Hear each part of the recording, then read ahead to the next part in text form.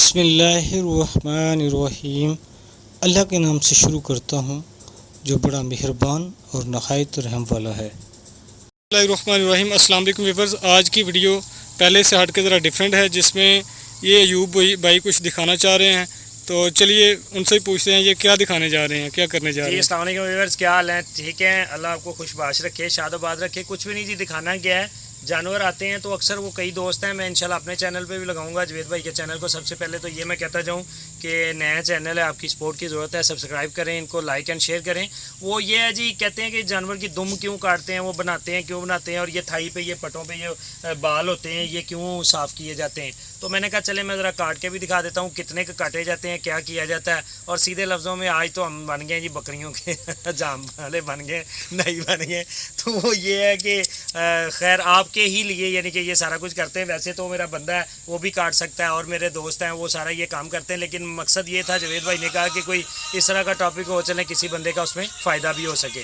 तो इसमें जो फ़ायदा है वो ये है कि इन बालों में अक्सर चीचड़ वगैरह और जुएँ वगैरह, ये बड़े थाई पे बाल होते हैं तो वो छुपे रह जाते हैं, नज़र नहीं आते। इनको क्यों अब काटना चाहिए, वो वजह तो यही होती है। और कैसे काटना चाहिए आए मैं आपको दिखाता हूँ जी।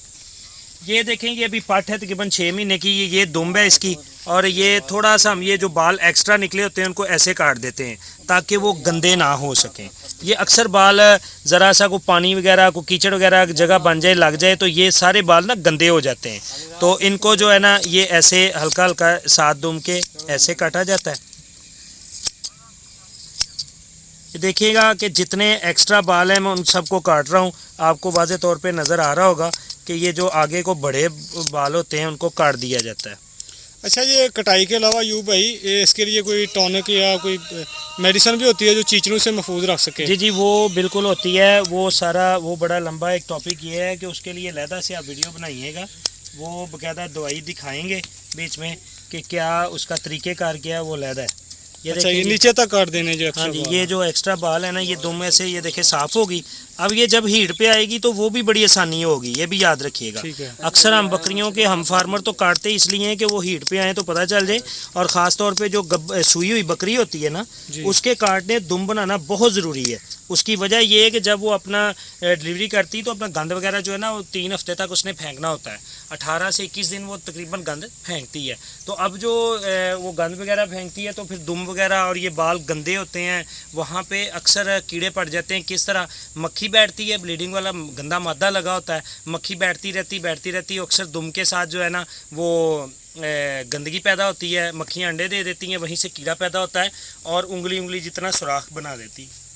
ये हमारे साथ हो चुका हुआ है जो वो बता रहा हूँ।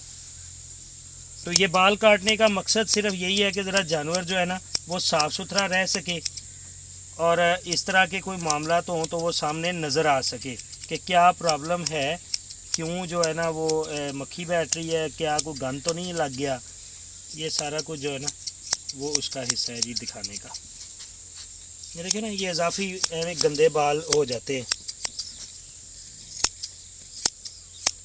नहीं, अब ये थाई के बराबर कर दिए जाएंगे, वो इससे जो है ना साफ़ सुथरा जानवर ज़रा नज़र आएगा जी।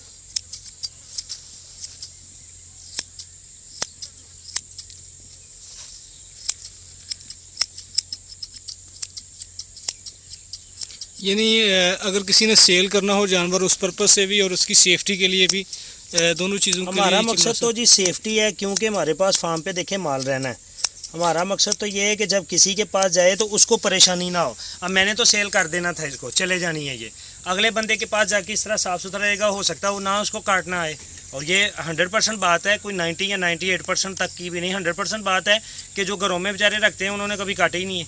चलो फार्म वाला या कोई व्यापारी बंदा तो इस चीज़ को समझता है, तो हर बंदा नहीं समझता तो वो काटते ही नहीं है। तो वो दिखाने का आज यही चले मकसद सही कि अपने जानवरों की दुमशुम और जो एक्स्ट्रा नीचे थाई पे बाल होते हैं, पट जिसको कहते हैं, उनको ज़रा बालों को काट लिया करें। जानवर जो है ना साफ़ सुथरा रहेगा। और जो बकरियां होंगी वो डिलीवरी के बाद, अभी मैं आपको एक बकरी दिखाता हूँ, वो चले की बकरी लेके आएगी। अब वो उसने बच्चे दिए थे तो वो देखें उसकी दुम पे जो है ना ग्लासेस वगैरह लगी है, तो वो फिर जब अगर वो बाल होते तो किस हद तक वो गलाजत बुरी लगती। अब वो बाल नहीं है तो वो देखें, ये नहीं, चीचड़ और दूसरे जरासीम जो फैलते हैं वो पैदा हो जाते हैं, जख्म बनना, एक जानवर बाकी जानवरों को भी बीमार कर देगा। ये देखें ना, ये अब सुई है, इसने ये मादा वगैरह फेंका है, अब ये दुम के ऊपर ये चमड़ गया है, ठीक है। अब ये देखें, ये सारा जो गंद है ना, इस पे जब मक्खी बैठेगी ना तो वो फिर जख्म बना देती है, उसके बाद कीड़े पड़ जाते हैं। अब ये इधर रेत वगैरह लगी है, ये तो आसानी से ये देखें साफ़ हो रही है रेत, ये देखें ये सारी रेत उतर रही है, ये देखें।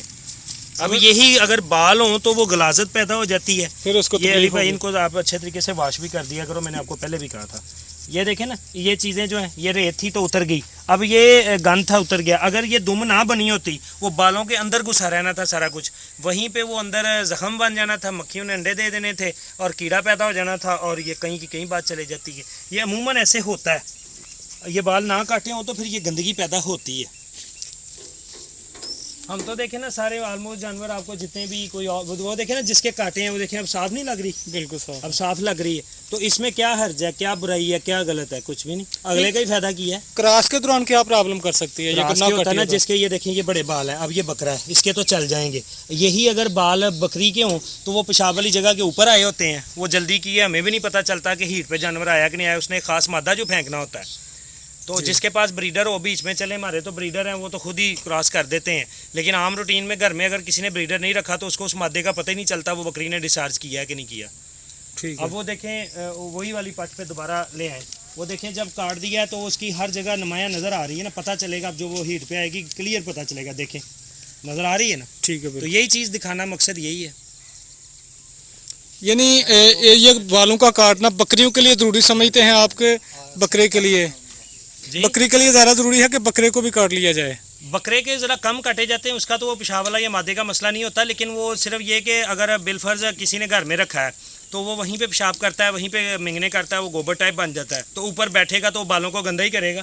जिस तरह के ये बकरा है, ये देख लें, ये इसके हमने थोड़े थोड़े बनाए हुए हैं। अब ये बैठेगा तो जो है ना बाल इतने गंदे तो नहीं करेगा ना। तो अगर ज़्यादा बड़े बाल हों, बड़े बालों वाला है कोई नहीं, वही एक पट थी वो जो हमने दे दी। या जस्ट ये देखें, ये मेरी एक पट है, इसको मोशन लग गए थे, आप ये दिखाएं, ये मोशन लग गए थे, तो अगर ये बाल ज़्यादा बड़े होते तो और भी ज़्यादा गंदे होते। अब ये देखें, इसकी दुम गंदी हुई है, वो दुम गंदी होने की वजह ये है कि हमारे यहाँ पे ये रेत चमड़ जाती है। अब ये इसको बंदे को मैं बोलूँगा, उसको साफ़ करेगा, वॉश करेगा, साफ़ की साफ़। तो अगर बड़े बाल हों तो वो बीच में गंदगी जमा रहती जो नज़र नहीं आती। असल बात यह है कि नज़र नहीं आती।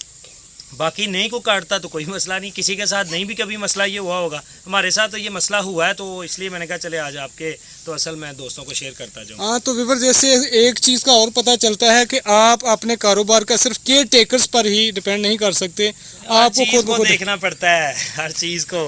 खाली वो बंदे कहते हैं जी पैसा लगा देने से बात बनती है, नहीं, मुलाजम रखने से भी बात नहीं बनती है। मैं आपको बताता चलूँ, ये जिसने पैसा लगाया, जो प्रॉब्लम है उसको, ये दुम बनानी है, ये इसकी दुम धोनी है, ये मुझे क्यों फिक्र है? मेरे बंदे को फिक्र कभी भी नहीं होगी, ये मुझे ही फिक्र होगी। तो जी फार्मिंग के टिप्स के साथ साथ एक तरफ से हम मौलवी बंदे भी हैं, तो जिनकी हम तकलीद करते हैं, हमारे ज़ाहिर हर किसी को अकीदत होती है किसी न किसी से।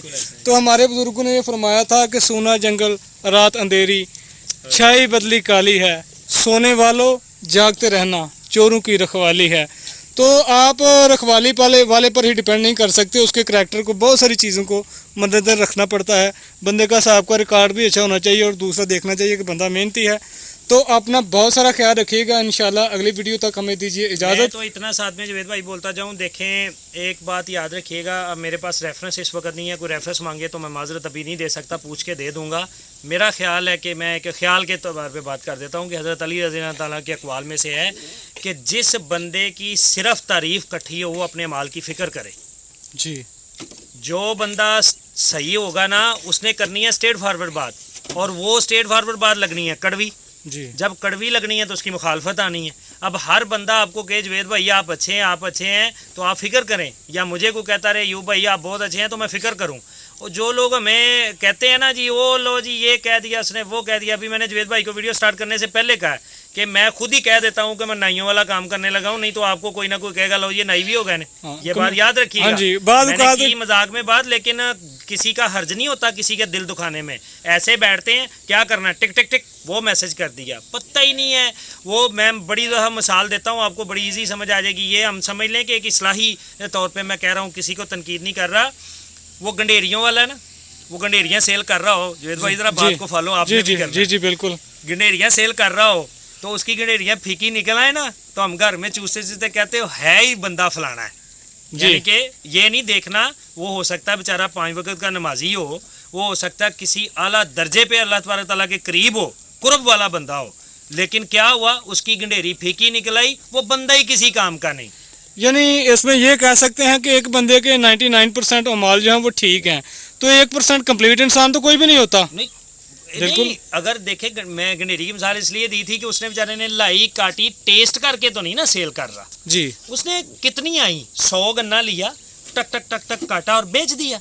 अब उसमें क्या हुआ कि कुछ 2-4 यार खराब निकल आई, तो इसका मतलब उसका तकवा ही खराब करके रख दें हम। कोई बंदा हो, मैं अपनी बात नहीं कर रहा, आपकी नहीं कर रहा, कोई बंदा हो, तो इसलिए किसी को भी बात करने से पहले बंदा सोचे समझे फिर बात करे।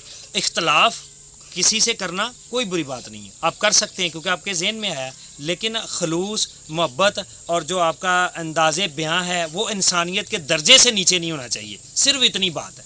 अगर आपने इख्तलाफ करना है किसी से करें, मैं आपसे 100 इख्तलाफ करता हूँ, आप जब वीडियो यहाँ पे बनाते हैं आपको कितनी बातें मैं कहता हूँ, रोकता हूँ कि नहीं रोकता? जी बिल्कुल। तो क्या मैंने कभी इस तरह रोका कि आपका दिल दुखा? मैं अपनी तारीफ नहीं चाहता, अपने पास ईमानदारी से ये बताना है कि मकसद ये है कि ये भी कोई भी हमें भी सुनने वाला, प्यारे भाई ये ऐसे नहीं यार, ऐसे वीडियो बना दो यार, ये ऐसे नहीं ऐसे कर ले, यानी पॉजिटिव वर्डिंग का यूज करके आप अगले को अपनी बात समझा सकते हो बिना दिल आजारी के। देखें जी, करीम आका सल्लल्लाहु अलैहि वसल्लम ने पूरी दुनिया को कायल किया। अगर दीन इस्लाम की तरफ लेके आए तो अपने लहजे और रवैये से लेके आए। हम बेशक वो लहजा रवैया नहीं रखते, लेकिन लबादा अगर उड़ा है तो अंदर से दुआ करें अल्लाह ताला मुझे भी इस्तकामत दे। तो दे जी, अजान का टाइम हो गया, आप क्लोज कर लीजिए। चलो जरा ना मोहब्बत करें।